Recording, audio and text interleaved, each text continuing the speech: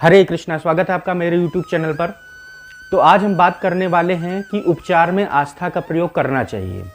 इस टॉपिक पे आज हम बात करने वाले हैं। तो पहले हम ये समझ लेते हैं कि आखिर आस्था है क्या। आस्था एक आध्यात्मिक संदर्भ में प्रयोग किया जाने वाला शब्द है, जिसका अर्थ होता है कि किसी एक चीज़ पर टिके रहना, गति का निवृत्त न होना, पूरी श्रद्धा और विश्वास के साथ किसी एक चीज़ पर टिके रहना, इसको बोलते हैं आस्था। तो क्या उपचार में आस्था का होना जरूरी है? तो यस, उपचार के दौरान आस्था का होना बहुत ज़रूरी है। इसके बहुत सारे प्रमाण मिले हैं कि अगर उपचार के साथ अगर आस्था का प्रयोग किया जाता है तो बहुत अच्छे परिणाम, बहुत सकारात्मक परिणाम मिलते हैं। इसके बहुत सारे प्रमाण हैं, जैसे कि हमारे संत प्रेमानंद जी महाराज हैं, जिनके बारे में आप सभी लोग जानते हैं कि उनको डॉक्टर ने बोल दिया था कि आपकी दोनों किडनियाँ फेल हैं और 2-2.5 साल तक ही आप जीवित रहोगे। लेकिन हुआ क्या, उनमें जैसा कि आपको पता है कि ईश्वर में अटूट आस्था है, विश्वास है।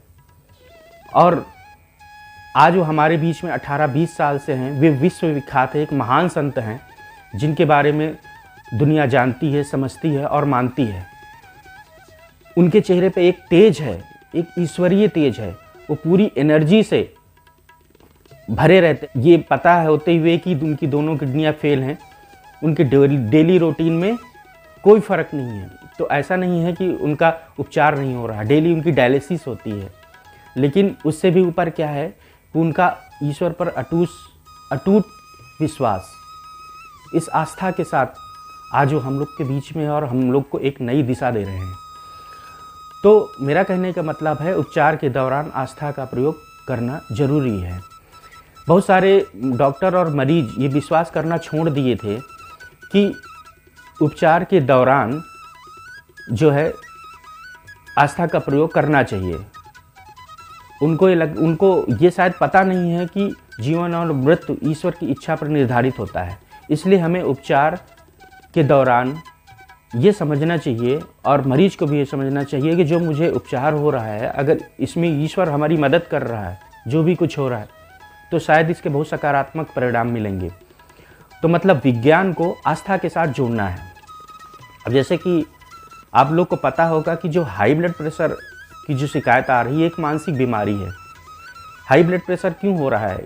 किसी तरह की कोई डर है, कोई सूक्ष्म डर है जो हम लोग के दिमाग में बैठा हुआ होता है, और ये काल्पनिक होता है कि फ्यूचर में ऐसा अगर हो गया तो उस सूक्ष्म डर के साथ हम जीते हैं। तो होता क्या है कि हमें एक मानसिक बीमारी हो जाती है, ब्लड प्रेशर हो जाता है। इसी तरह से जो डायबिटीज़ है वो भी दुख, निराशा और टेंशन के कारण होती है। ये ऐसी भावना होती है जो हमारी एनर्जी को वेस्ट कर रही होती है, जिसके कारण जो हमें डायबिटीज़ जैसे बीमारियों का सामना करना पड़ता है। बहुत सारे लोग अतीत की भावनाओं में जीते हैं। वो अतीत में कुछ ऐसा हो चुका होता है जिसके टेंशन के कारण वो जीते रहते हैं और आगे बढ़ ही नहीं पाते हैं। मैं मानता हूं कि दवा से और इंजेक्शन से हाई ब्लड प्रेशर को लो ब्लड प्रेशर और लो ब्लड प्रेशर को हाई ब्लड प्रेशर में कन्वर्ट किया जा सकता है दवा के माध्यम पे। लेकिन ये परमानेंट इलाज नहीं, ये टेम्परेरी होता है।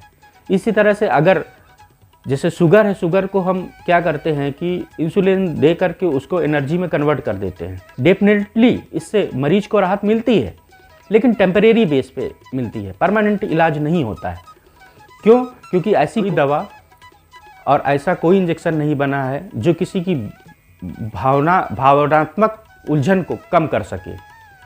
तो हमें करना क्या है, हमें भावात्मक स्वरूप को, जो हमारे भावात्मक स्वरूप है, उसको समझना है और उसको धार्मिक आस्था के साथ जोड़ करके आगे बढ़ना है। तभी हमें ऐसा संभावना होती है कि हम इसको जड़ से ख़त्म कर सकते हैं।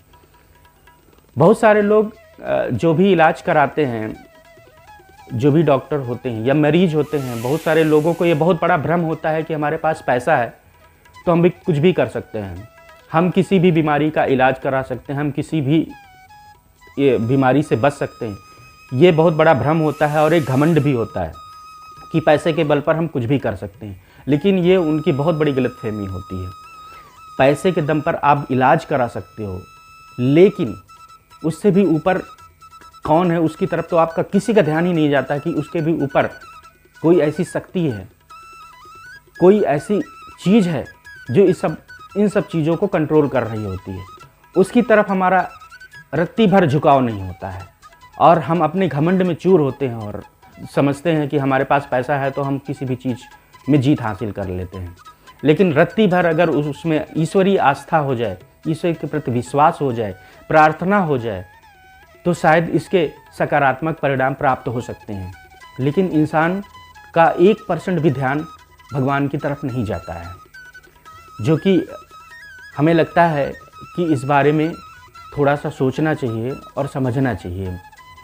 अगर मेडिकल साइंस और पैसे के दम पर ये सोचा जाता कि अगर मेडिकल साइंस और पैसे के दम पर किसी भी बीमारी का इलाज हो सकता है, मृत्यु को हम टाल सकते हैं, तो ये बहुत बड़ी गलतफहमी है। अगर ऐसा होता तो माइकल जैक्सन आज हमारे बीच में होता।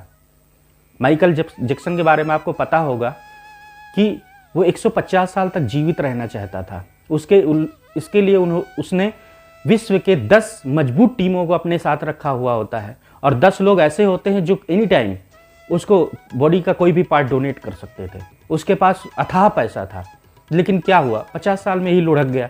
तो मेरा कहने का मतलब ये है कि बीमारी में, किसी भी बीमारी में आपको ईश्वर के प्रति आस्था को जोड़ना बहुत ही ज़रूरी होता है। इसको अगर आप जोड़ते हैं तो ऐसी बहुत सारी संभावनाएं भी हो सकती हैं कि उसका इलाज परमानेंट हो सके। केवल मेडिकल साइंस के दम पर हम किसी चीज़ के बारे में पूरी तरह से ये नहीं सोच सकते हैं कि वो ठीक हो जाएगा। लेकिन अगर उसके साथ हम धार्मिक आस्था को मिला देते हैं तो ऐसी बहुत सारी संभावनाएं बढ़ जाती हैं, जिससे कि ऐसा हो सकता है कि उसका परमानेंट इलाज हो सके। तो दोस्तों, आप मेरी इस बात को बहुत गहराई से समझ रहे होंगे कि आपको कभी भी किसी बीमारी से डरना नहीं है। अगर हो जाए तो बस उसका इलाज कराना है और उसको ईश्वर की आस्था के साथ जोड़ देना है। ईश्वर पे विश्वास रखना है और ईश्वर पे विश्वास करते हुए हमें आगे बढ़ना होता है। अब हम आपको नेक्स्ट वीडियो में ये बताएंगे कि आखिर उपचार के दौरान आस्था का प्रयोग कैसे किया जाए। ये हम आपको नेक्स्ट वीडियो में बताएंगे। तो अगर आप चैनल पर नए हैं तो मेरे चैनल को सब्सक्राइब करिए, लाइक करिए, शेयर करिए, कमेंट करिए और नेक्स्ट वीडियो में हम आपको ये चीज़ क्लियर कर देंगे कि उपचार के दौरान आस्था का प्रयोग कैसे किया जाए। उम्मीद करता हूँ कि ये वीडियो आपको पसंद आया होगा और इसी उम्मीद के साथ हम आपसे विदा लेते हैं। धन्यवाद। राधे राधे। हरे कृष्णा।